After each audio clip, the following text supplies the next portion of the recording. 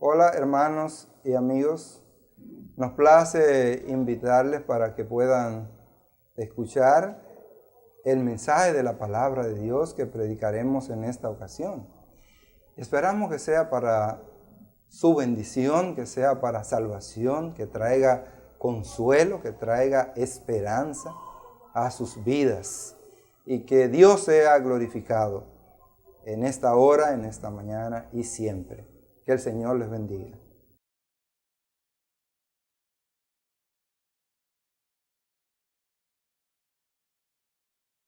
Viviendo bajo la autoridad de Cristo. Viviendo bajo la autoridad de Cristo. El poder de Dios que se mueve en el creyente nos asegura siempre la victoria en la confrontación con el mundo de las tinieblas.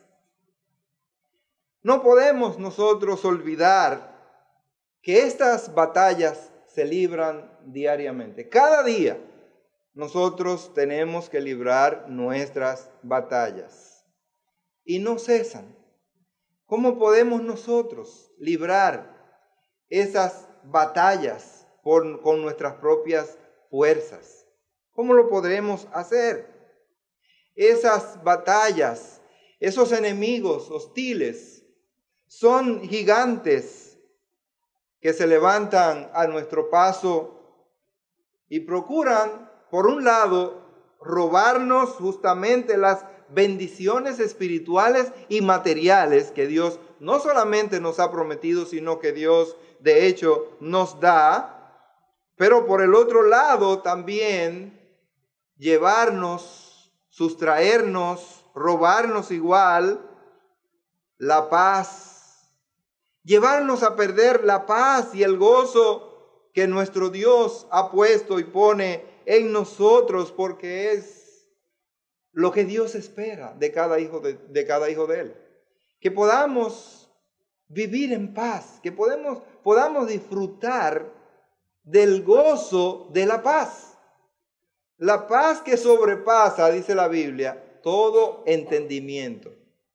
No hay forma de que nosotros podamos comprender, entender cómo es que una persona inmersa en tantas dificultades en este mundo puede disfrutar de paz en su corazón. Por eso dice la Biblia que es que sobrepasa todo entendimiento. ¿Qué nos asegura la victoria en la lucha contra las tinieblas? ¿Quién nos puede asegurar o qué nos puede asegurar esa victoria? Bueno, justamente la sangre de Jesús vertida en la cruz no solamente nos limpia de todo pecado, sino también nos da la victoria sobre el pecado. Es esa misma cruz en la que fue derrotado Satanás y todas sus huestes. Y hoy precisamente por ese sacrificio de nuestro Señor Jesucristo, nosotros podemos decir que somos más que vencedores. Amados,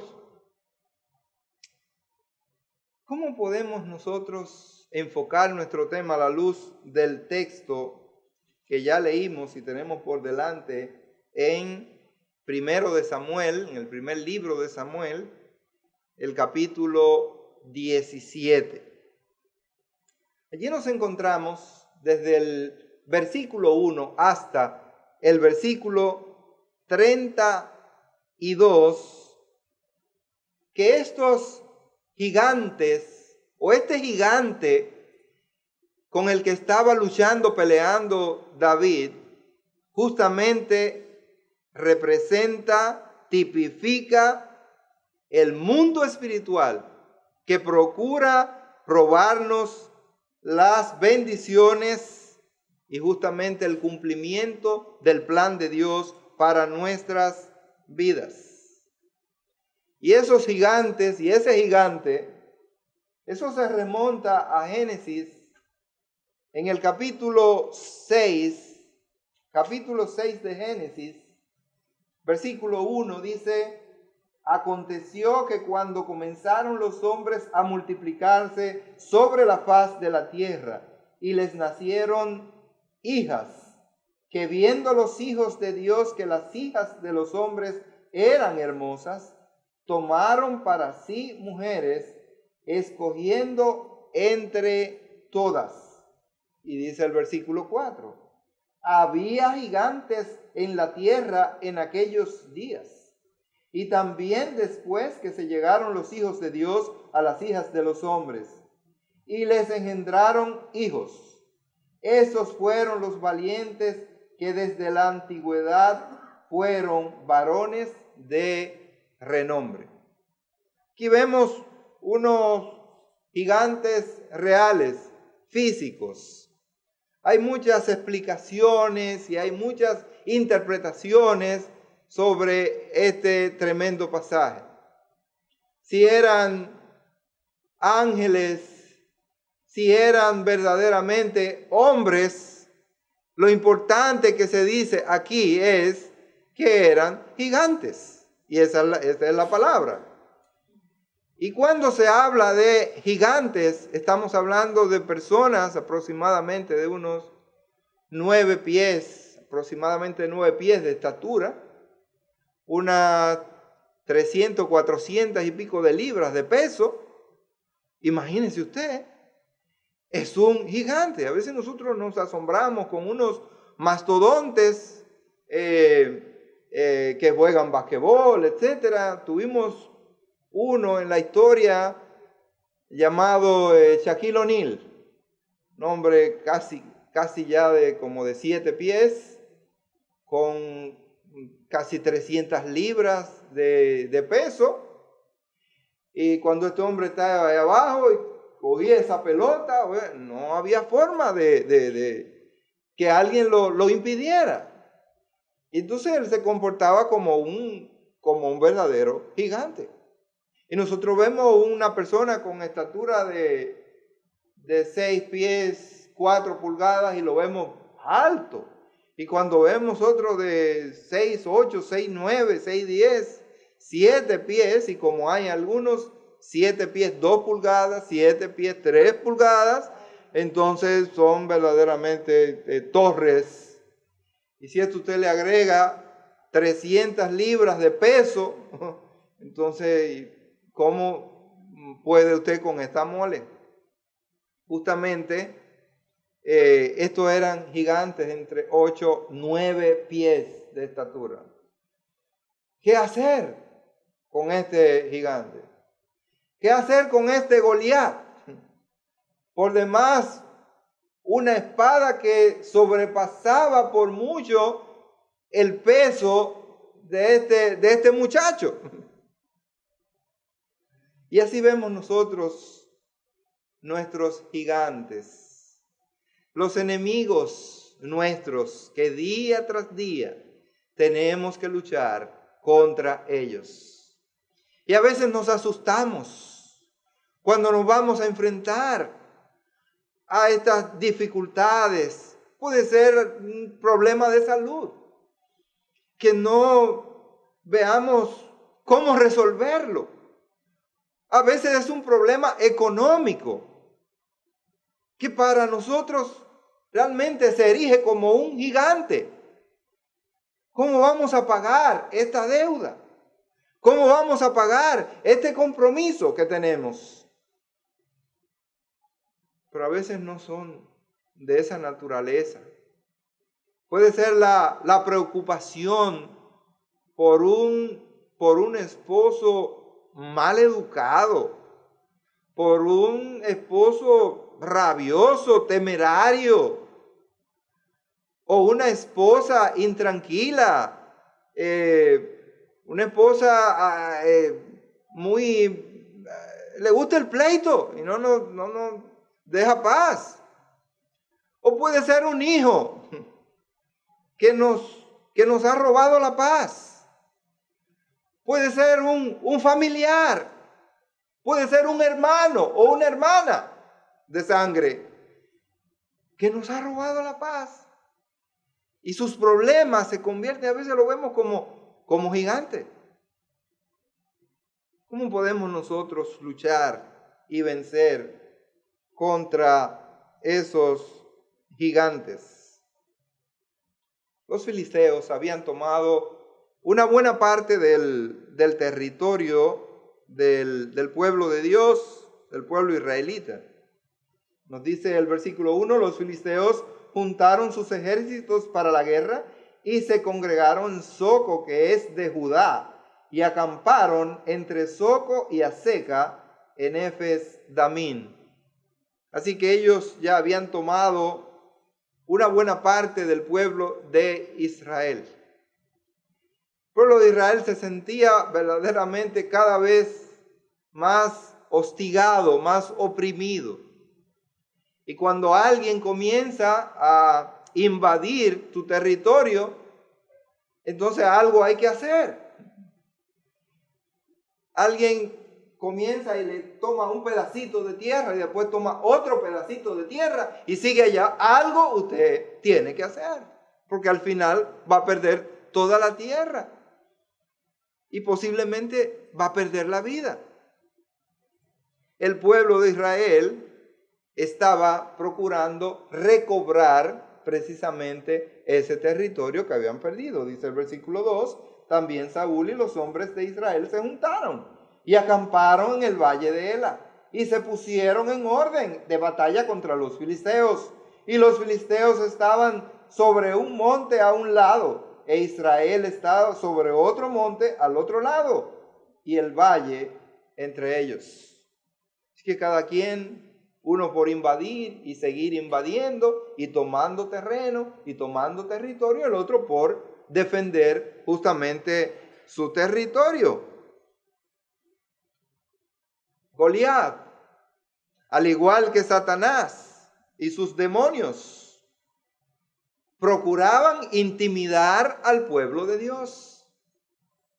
Como muchas veces esas circunstancias y situaciones de la vida tratan de intimidarnos, de asustarnos.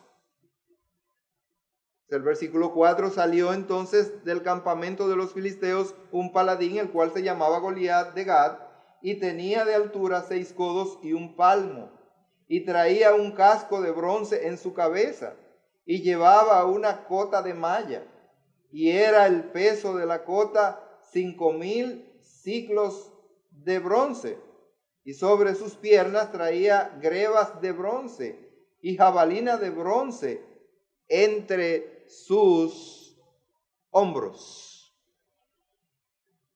Bueno, Satanás, igual que Goliat, él presume que tiene todo poder. La verdad es que tiene mucho poder. Hasta ahora es un león herido, pero todavía a estas alturas conserva cierto nivel de poder. Pero él no es el todopoderoso. Hay alguien que lo venció. Y lo venció sencillamente yendo a la cruz del Calvario, a morir en la cruz. Y esto fue suficiente. Qué extraño. ¿Cómo puede vencer a alguien yendo a una cruz y muriendo? Esto es como inconcebible. Alguien que va a una cruz, pues perdió, murió. Pero ¿qué dice la Biblia con relación a nuestro Señor Jesucristo? Que Él resucitó. Y en el mismo instante en que Él resucitó, venció la muerte, venció el pecado, venció a Satanás. Y nosotros tenemos la victoria justamente en Cristo Jesús. Las Escrituras nos enseñan que ese enemigo ha de ser enfrentado y no podemos nosotros salir huyendo. Es el versículo 11. Oyendo Saúl y todo Israel estas palabras del filisteo, se turbaron y tuvieron gran miedo. Alguien ha dicho que el 50% del pleito para ganar el pleito es la boca. Y lo vemos nosotros antes de estos combates, de estas peleas.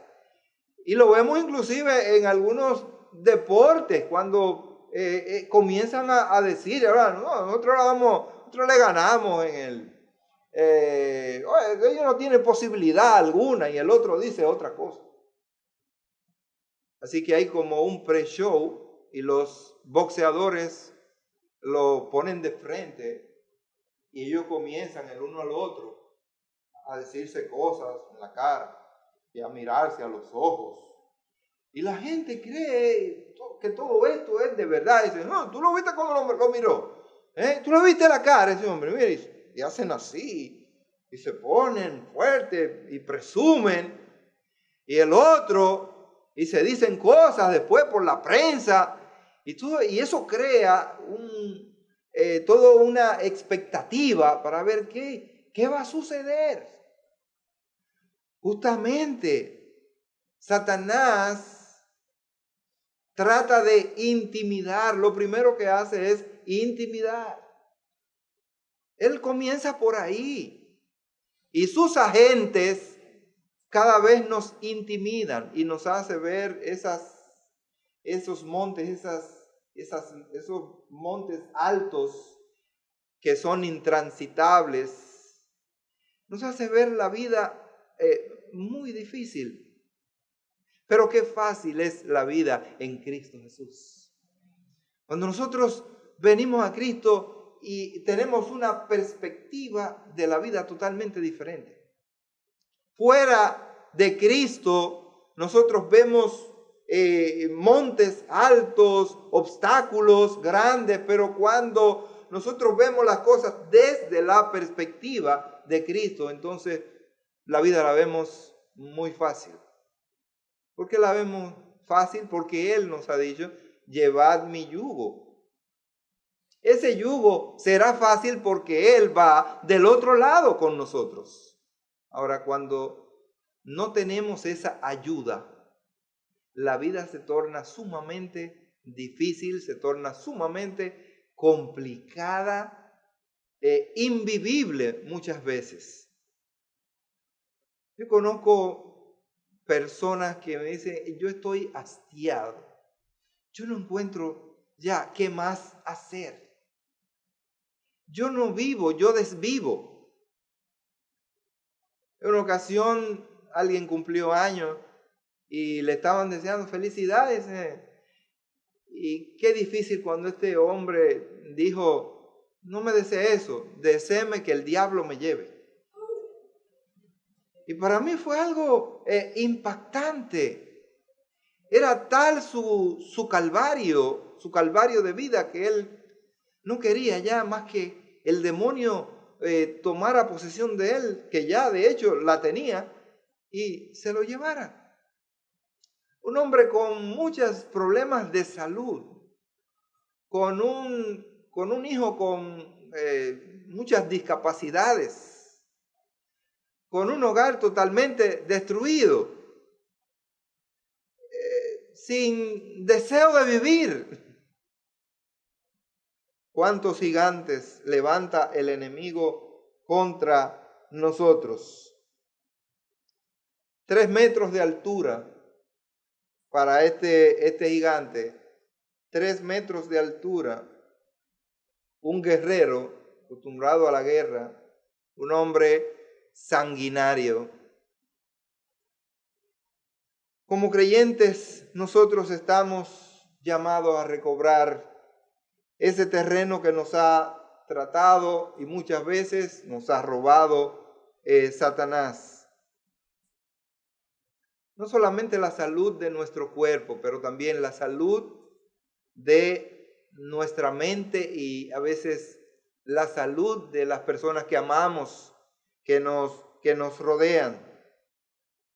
Ha acabado muchas veces con las finanzas, ha acabado con nuestros negocios, ha acabado con nuestra fuente de ingreso. ¿Y cómo es posible? Bueno, porque Él usa medios, Él usa mecanismos. Pone a la gente totalmente fuera de sí, loca. Hay gente que recibe, por ejemplo, un buen dinero y Y yo conozco un señor que él recibió 2 millones de pesos hace muchos años. Y yo pensaba que con esos 2 millones de pesos él podía prácticamente resolver su problema para la vida. Porque 2 millones de pesos en aquel entonces rendían mucho, ¿verdad? Pero de buenas a primeras, yo comienzo, y fulano que no, él compró un carro de qué sé yo cuánto, después compró qué sé yo qué, y después hizo, y después invirtió, y al final de la jornada, cuando averiguamos, preguntamos, el hombre no tenía un centavo ya. Hoy por hoy, en el día de hoy, él está pidiendo. ¿Cómo es posible? Y después dice, ay, pero qué mala suerte tengo en la vida. No, lo que pasa es que usted se ha dejado guiar por el diablo, y el diablo justamente lo quiere que usted haga mucho, cometa muchos errores y cometa muchos disparates para derribarlo. Y después que lo derriba, entonces burlarse. Al final de cuentas, Satanás quiere ganar la mayor cantidad de personas para llevarlas con él al infierno. Pero nosotros podemos escapar de allí. Nosotros podemos escapar de este lazo. A veces la gente comienza y se mete en problemas de ocultismo y cree mucho en estas cosas. Ahí veía, creo, ayer veía un reporte, siempre aparece una casa embrujada. Ahora aparece la casa embrujada en Miami. Y esta casa la están vendiendo en $4 millones. Pero allí la historia es que allí había una mujer pero que se le murió el niño, la niña, y que finalmente ella fue enterrada y parece que debajo de un árbol que hay ahí. Y entonces dice la persona que limpia esa casa, bueno, yo vengo aquí, yo limpio, yo no tengo miedo porque ella y yo somos amigas. Mientras yo esté aquí no me bote agua, dice, porque a veces comienza una botadera de agua y una cosa, no me bote agua. Dice, pero ella se pone incómoda cuando viene gente extraña a la casa y comienza a hacer muchos ruidos. La verdad es que cuántas formas de entretención tiene el diablo para quitar realmente la vista y la atención de Dios y del destino del hombre. A Dios le interesa que el hombre se enfoque en su destino. ¿Cuál es tu destino? ¿Dónde irás después que muera? Ese es el punto. El diablo no le interesa eso, que el hombre piense en su destino, sino que piense en el aquí y en el ahora. Que piense en las cosas que le hacen falta. Que piense en los problemas que le están ocurriendo. Y no los deja que piense por un momentito en su destino. ¿Hacia dónde voy? ¿Qué será de mí después que cierre mis ojos en este mundo? A veces, cuando no tenemos certeza, preferimos mejor relajar, jugar. Y la gente toma no muy en serio estas cosas cuando las tenemos siempre muy cerca y delante de nosotros. Delante de nosotros, muy cerca de nosotros, siempre está la eternidad. Siempre está la eternidad, porque en cualquier momento cerramos nuestros ojos. Y usted va a pasar la eternidad o en el infierno o la va a pasar en el cielo. Pero usted será y va a ser eterno. Y es eterno no porque usted era eterno, sino porque ahora Dios le ha dado carácter o condición de eternidad. Siempre digo que lo eterno es lo que no tiene principio ni tiene final. Y el hombre ha tenido principio, por lo tanto, en sí no es eterno. Dios le ha dado esa condición de eternidad al hombre. Bueno, David es el tipo de un cristiano que ha sido cubierto con la sangre de nuestro Señor Jesucristo, y en el nombre de Jesucristo decide enfrentarse al poder de las tinieblas. Esto es lo que tenemos en David, y en los versículos del 20 al 25 dice: se levantó pues David de mañana, y dejando las ovejas al cuidado de un guarda, se fue con su carga como Isaí le había mandado, y llegó al campamento cuando el ejército salía en orden de batalla y daba el grito de combate. Y se pusieron en orden de batalla Israel y los filisteos, ejército frente a ejército. Entonces David dejó su carga en manos del que guardaba el bagaje y corrió al ejército. Y cuando llegó, preguntó por sus hermanos si estaban bien. Mientras él hablaba con ellos, he aquí que aquel paladín que se ponía en medio de los dos campamentos, que se llamaba Goliat, el filisteo de Gad, salió de entre las filas de los filisteos y habló las mismas palabras, y las oyó David. Y todos los varones de Israel que veían a aquel hombre, huían de su presencia y tenían gran temor. Y cada uno de los de Israel decía: ¿no habéis visto aquel hombre que ha salido? Él se adelanta para provocar a Israel.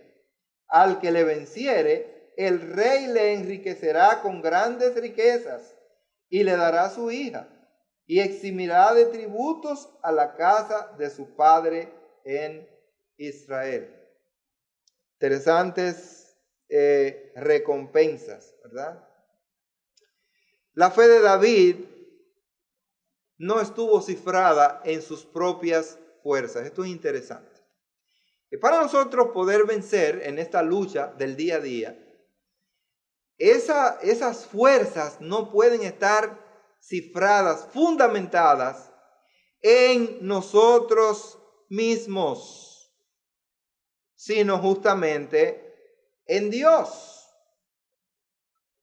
¿Qué dijo David en el versículo 26? Dice: entonces habló David a los que estaban junto a él, diciendo: ¿qué harán al hombre que venciere a este filisteo y quitare el oprobio de Israel?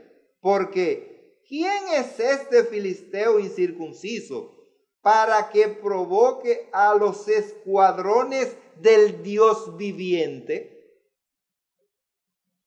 Y él no está diciendo para que me provoque a mí. No, los escuadrones ¿de quién? Del Dios viviente. Y cada uno de nosotros, los que hemos recibido a Cristo en nuestros corazones como nuestro Salvador, pertenecemos a ese ejército. Y ese ejército la Biblia le llama el escuadrón del Dios viviente. Los ejércitos tienen una conformación, ¿verdad? Yo no conozco muy bien toda esa estructura, pero hay batallones, hay compañías, escuadrones, todo eso forma parte. Antes, en la antigüedad, por ejemplo, un centurión estaba a cargo de 100 personas, de 100 soldados. Él era el responsable de esos soldados. Ahora tenemos compañías. Yo no sé cuántos soldados tiene una compañía, pero una compañía está comandada por un capitán. Él es el capitán de compañía. Pero también tenemos lo que son las brigadas. Y ahí tenemos los generales de brigada. O sea, una brigada tiene más de un batallón, tiene 2 o 3 batallones. Y esos batallones están conformados igual por compañías. Esa es la forma como está más o menos estructurado cualquier ejército. Pero aquí Dios nos dice que Él tiene escuadrones.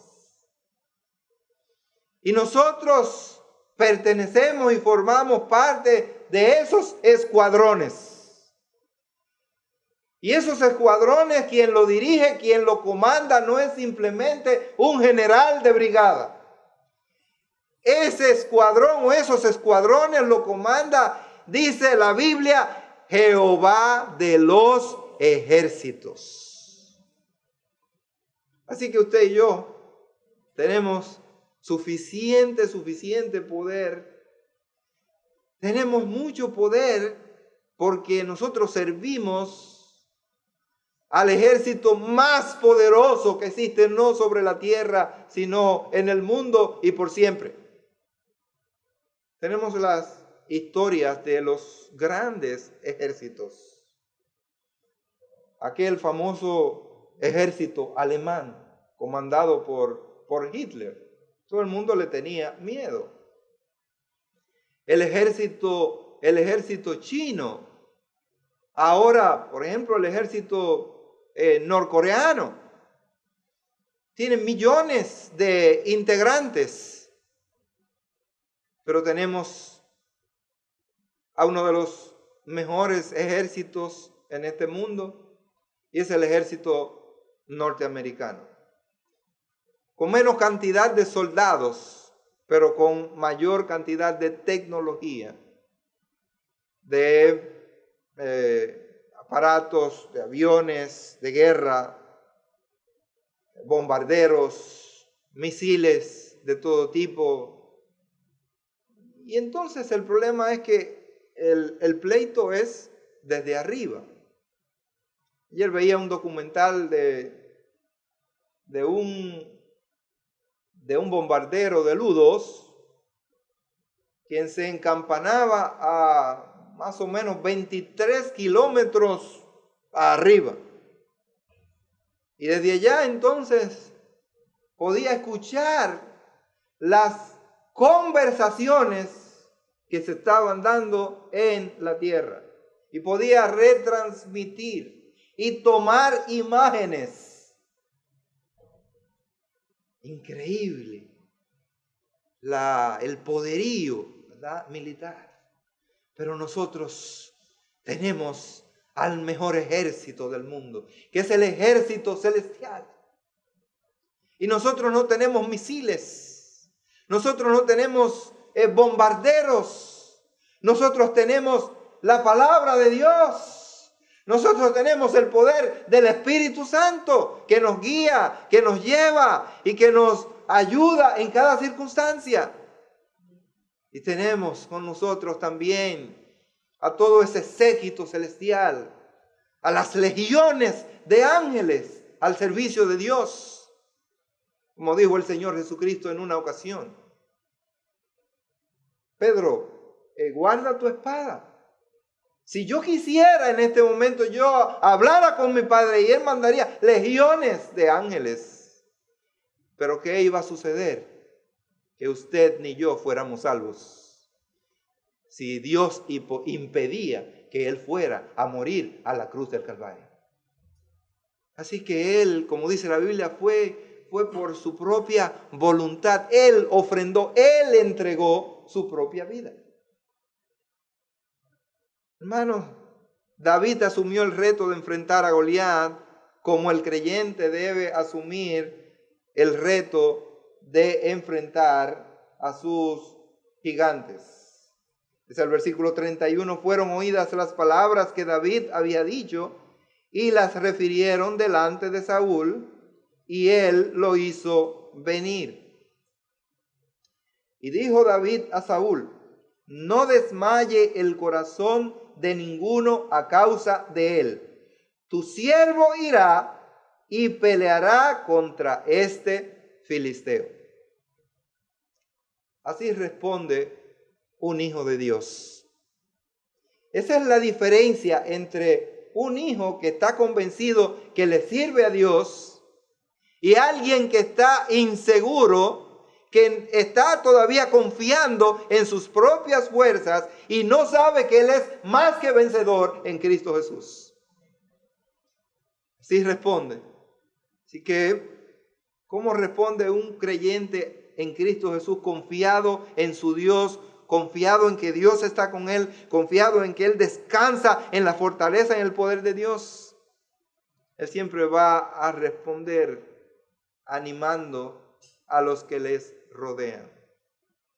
Qué difícil cuando un creyente, ¿verdad?, está en un lugar y lo que está es para lástima. O sea, los otros tienen que estarlo consolando, ayudando. En una ocasión íbamos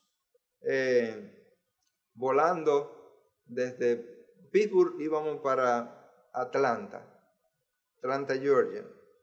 Y de repente el avión entró en una zona pero sumamente compleja, mucha turbulencia, y para colmo nosotros íbamos en la parte de atrás del avión, casi en la cola del avión, y se siente demasiado, y eso iba moviéndose ahí, y entonces cuando usted ve que las azafatas se sientan, ellas normalmente están caminando, se sientan ahí, se sentó. Y entonces yo tengo la cosa, yo me agarro. Y Betty, que va a mirar, me dice, ya, no hay problema, tranquilo, va a pasar algo. No, pero es que ese no es mi problema. Yo me agarro porque yo me agarro. O sea, esa es la reacción, porque he visto muchos problemas, la gente se da golpes, otras veces, si no está bien seguro.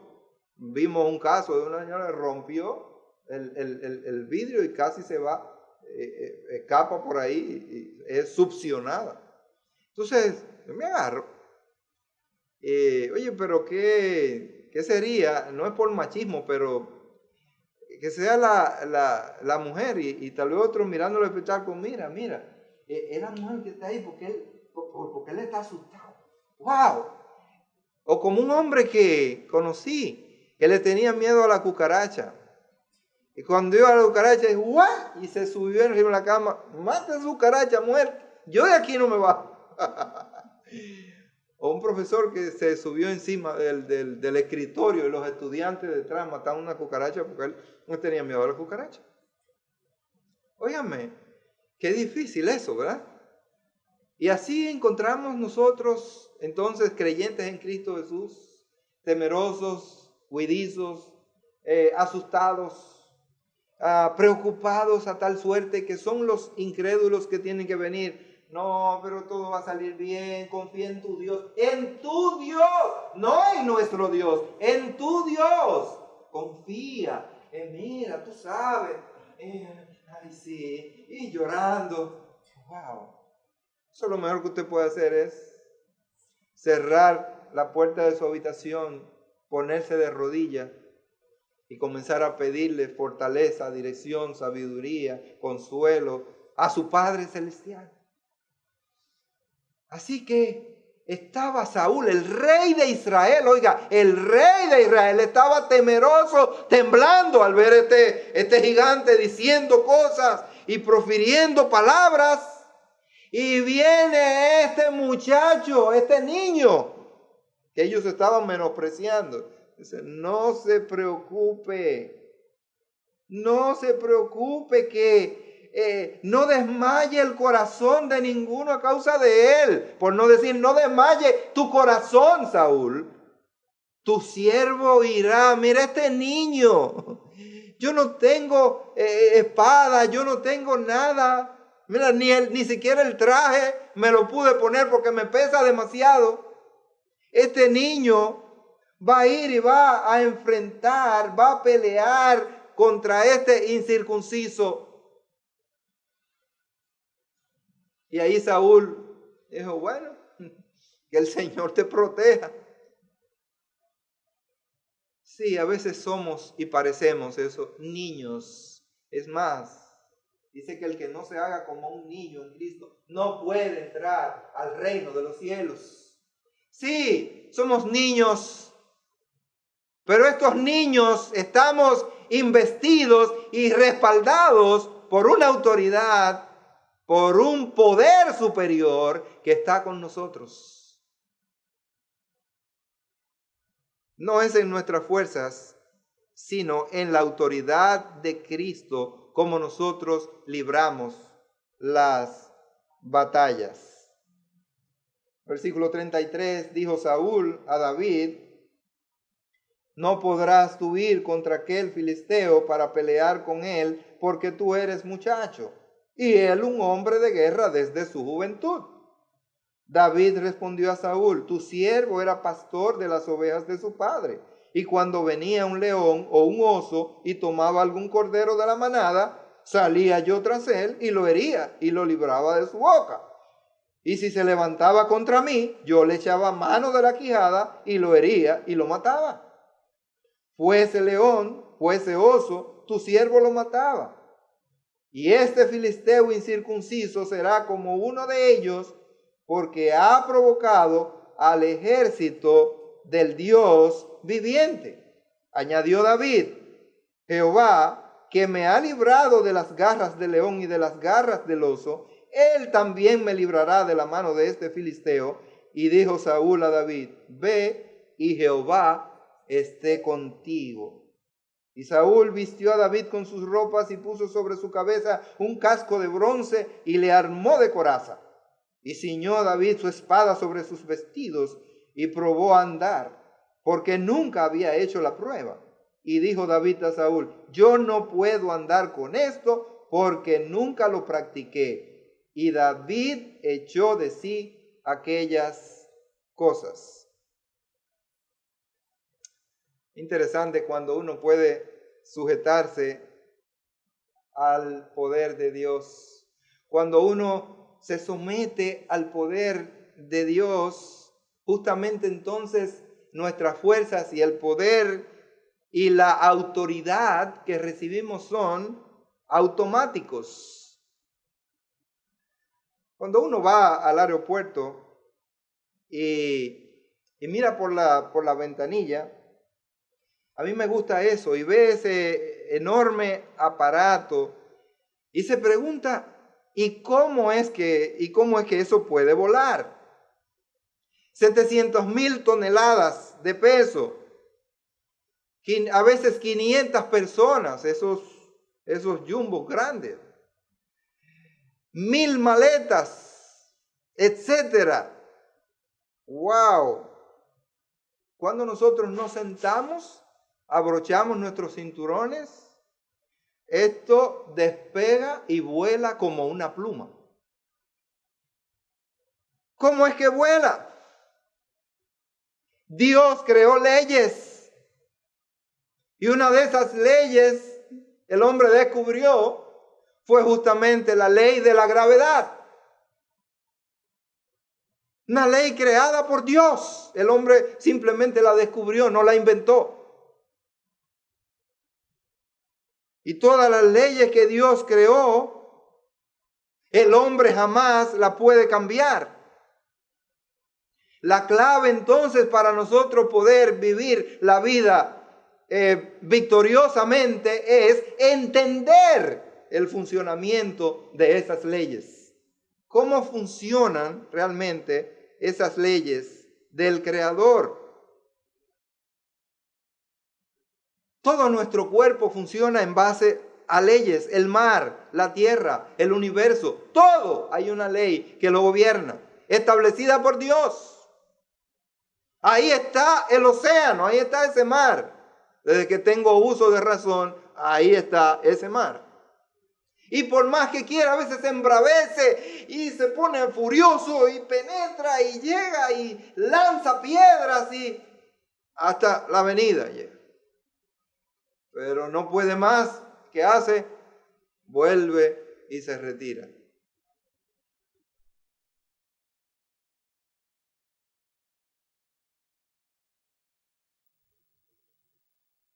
Tenía un compañero de estudios, piloto, bueno, ya piloto de aviones de guerra.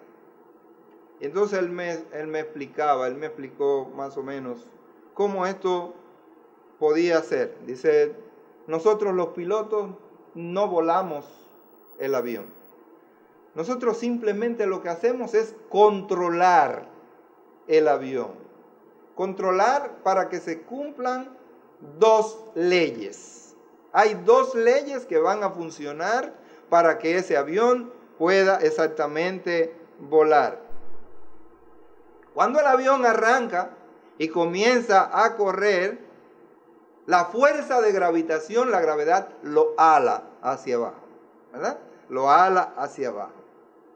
Sin embargo, cuando el avión alcanza cierta velocidad, y ellos saben cuál es la velocidad, ya está en condiciones de vencer justamente por la fuerza de esos motores para justamente vencer esa fuerza de gravedad. Y precisamente le dan velocidad, las alas van alcanzando cierto ángulo, y a partir de entonces comienza a regir otra ley, ya no la ley de la gravedad, sino ahora se llama la ley de la aerodinámica. Entonces el avión comienza a subir, y se mantiene allá, ¿verdad?, en lo alto. Si el piloto tratara de mantener ese avión en tierra, cuando ya ha vencido por su velocidad la ley de gravedad, ¿tú sabes lo que va a pasar? Que el avión explotaría. Se estrellaría, explotaría, no resistiría.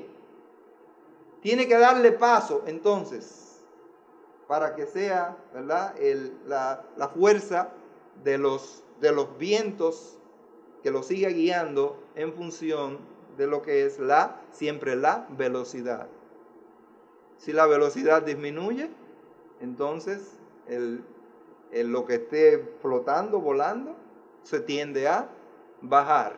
Comienza a operar entonces la fuerza de la gravedad.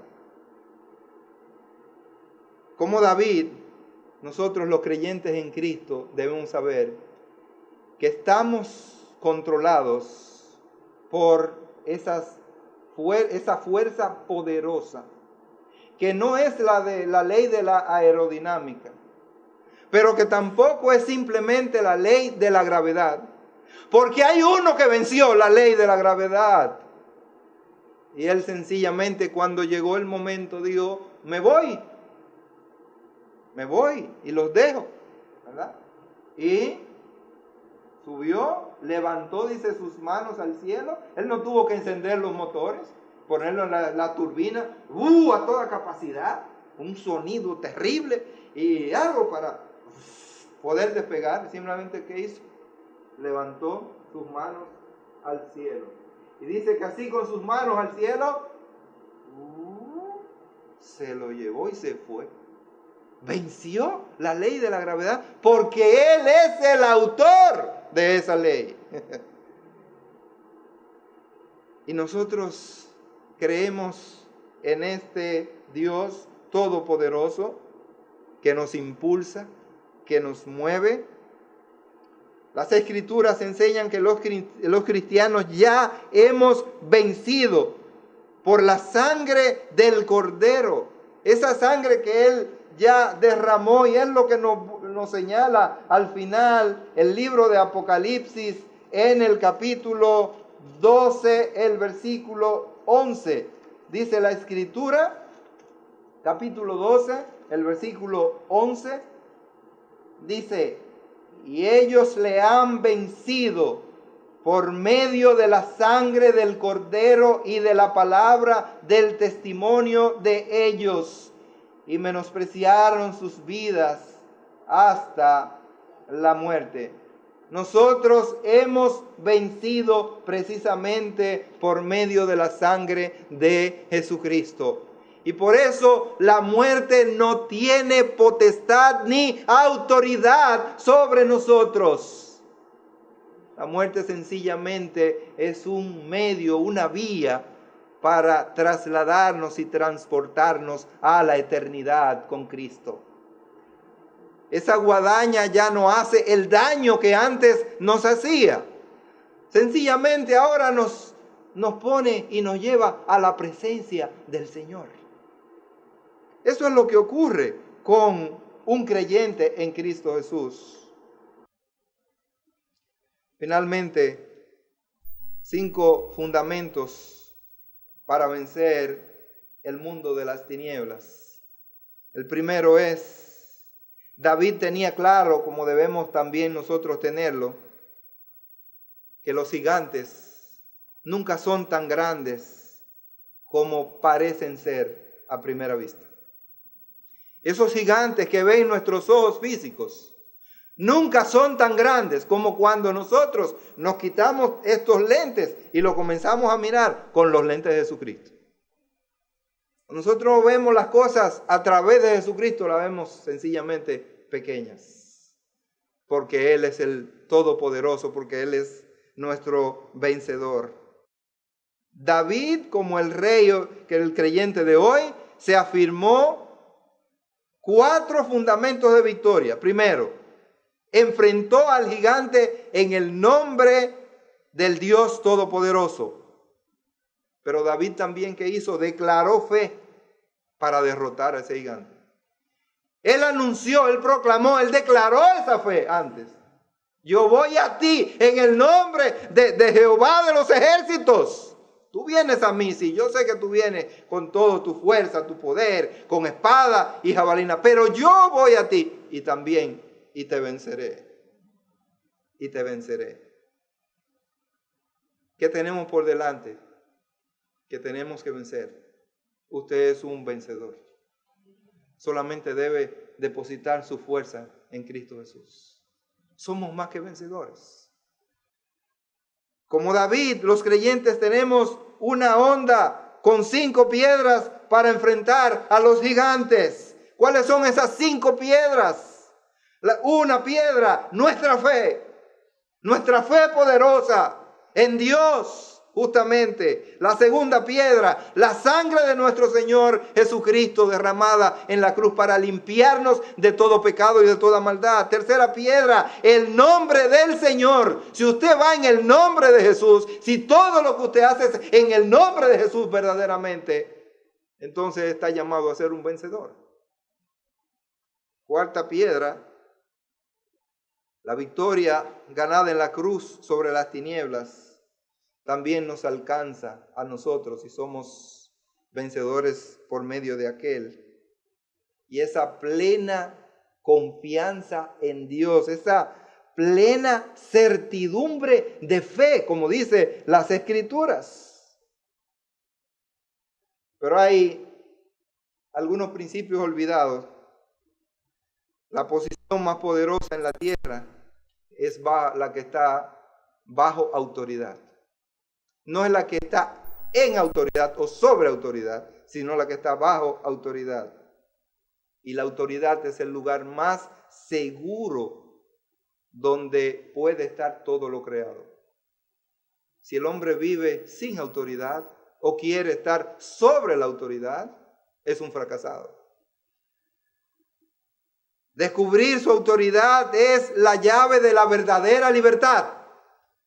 Si usted quiere verdaderamente vivir en libertad, tiene que descubrir cuál es su verdadera autoridad. La autoridad es la clave para liberarse del estrés. La falta de autoridad entonces trae la autodestrucción. Y usted está llamado a ser no un ave, sino un avión. Sujétese a la autoridad de Dios y volará seguro y automático. Porque Jesús mismo era la autoridad. Fíjese que Él le dijo a un paralítico, tus pecados te son perdonados. Y ellos le dijeron, mentira. ¿Quién te dio esa autoridad? Demuéstranos de otra manera. Pero después le dijo, toma tu lecho y anda. Y dice, ¿qué es más difícil? ¿Tus pecados te son perdonados? O decirle al paralítico, toma tu lecho y anda. ¿Qué es más difícil? Bueno, a los ojos De los hombres es más difícil que yo le diga a una persona que está ciega, que no ve, digo, hey, abre tus ojos y ve. Y la persona, hey, te estoy mirando. Y dice, bueno, de la misma manera, toda potestad me ha sido dada en el cielo y en la tierra. Así que yo tengo potestad y autoridad para decir, tus pecados te son perdonados. Y en esta mañana Él tiene potestad y autoridad para decirte, tus pecados te son perdonados. Pero para eso tú tienes que decir, Señor, yo quiero que tú me perdones mis pecados. Yo quiero ser salvo, yo quiero tener vida eterna, yo quiero ir al cielo. Y Él lo va a hacer. Ahora no te confundas. Tal vez tú podías estar confundido entre lo que es poder y autoridad. Son dos cosas diferentes. El poder y la autoridad. El poder es sencillamente una habilidad. Todos tenemos poder. Y Dios no se impresiona por el poder. La autoridad genuina es entonces el derecho legal. El poder es la habilidad. La autoridad es el derecho legal. La autoridad hace que el poder sea legal. Si no tenemos la autoridad, no podemos ejercer un poder legal.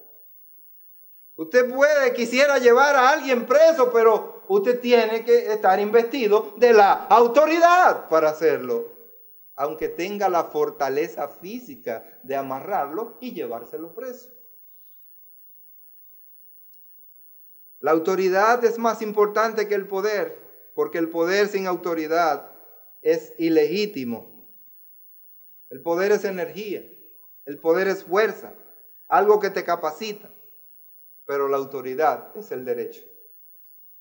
Y justamente la autoridad la tiene Dios. Él tiene todo el derecho para reclamarnos y tiene todo el derecho para llamarnos, para que nosotros nos sometamos a Él, porque Él es la autoridad. Y tiene la autoridad legal de parte de Dios, porque Él es Dios. Así que en esta mañana lo que deseamos es que tú puedas aprender a vivir bajo la autoridad de Cristo. Que Cristo sea tu autoridad. Porque al vivir bajo la autoridad, entonces tendrás el poder. Y el poder legal. Para ejercer lo que se llama la autoridad delegada de Dios. Y cada uno de nosotros podemos ejercer una autoridad delegada de Dios. Fíjense cómo nacemos siendo niños bajo la autoridad de nuestra madre, de nuestros padres. Seguimos creciendo, la autoridad de nuestros profesores, la autoridad en el trabajo, la autoridad en la sociedad. En fin, el hombre no puede vivir sin estar bajo autoridad. Para tú ser victorioso, entonces tienes que aprender a vivir bajo la autoridad de Cristo. Esta mañana te invitamos, si todavía no sabes lo que es estar bajo la autoridad de Cristo, sencillamente abre tu corazón y dile, Señor, yo quiero estar bajo tu autoridad. Yo quiero que tú seas mi jefe. Yo quiero que tú seas mi superior. Yo te quiero obedecer. En este mundo a veces estamos bajo autoridades ilegítimas y otras veces autoridades que no ejercen esa autoridad para nuestro bien. Pero el Señor quiere ejercer su autoridad para nuestro bienestar. Para que nosotros vivamos bien en esta vida y para que nosotros también podamos ir a la eternidad junto con Él. Vamos a orar. Padre Celestial, gracias te damos en esta mañana por esta tu palabra. Gracias, oh Señor, porque tú has sido nuestro sustentador. Tú has sido, Señor, el vencedor en la cruz del Calvario. Y ahora, oh Padre, ayúdanos a vivir bajo tu autoridad. Y el primer requisito es entregar nuestros corazones a Cristo Jesús y reconocer que no hemos hecho nada para tener la vida. Tú nos has regalado todo, a ti te lo debemos todo. Por lo tanto, debemos someternos a ti. Padre Celestial, que tu Espíritu Santo obre poderosamente en las vidas que han escuchado este mensaje, Señor. Que tú traigas salvación a los que no la tienen. Traiga, Señor, poder en sus vidas para vivir la vida cristiana a los que ya te han conocido. Oh Padre, haznos una iglesia poderosa en Cristo Jesús. Señor, bendice a cada uno de los presentes y a cada uno de los que han podido ver y escuchar este mensaje, esta tu palabra. Que sea de bendición para sus vidas. Te lo pedimos en el nombre de Cristo Jesús. Amén.